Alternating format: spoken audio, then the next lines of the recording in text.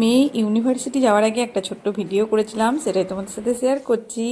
কারণ আমার ভিডিও করতে ভালো লাগে। আর মেয়ে রেডি হচ্ছিল, তখন আমি অন্য কোনো কাজও করতে পারি না, কারণ ও বেরিয়ে যাবে, তারপরে আমি যে কোনো কাজ করতে যাব, সেই জন্য ভিডিওটা করছিলাম। আর ও আমাকে কি বলছে জানো, বলছে আমার জুতোটা ঝেড়ে দাও। তো আমি কি বললাম সেটাই শোনো। তো রেডি হচ্ছে সেটা, ওগুলো আমার কাজ নয়। আমার যা যা কাজ আমি করে দিচ্ছি।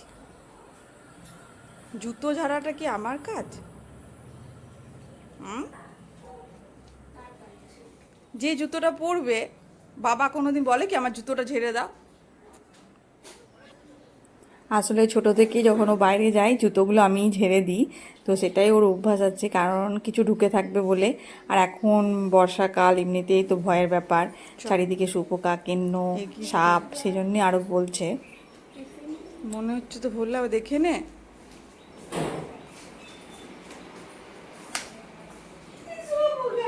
শুয়োপোকাগুলো বাইরে থেকে আসছে। নে নে জুতোটা পর।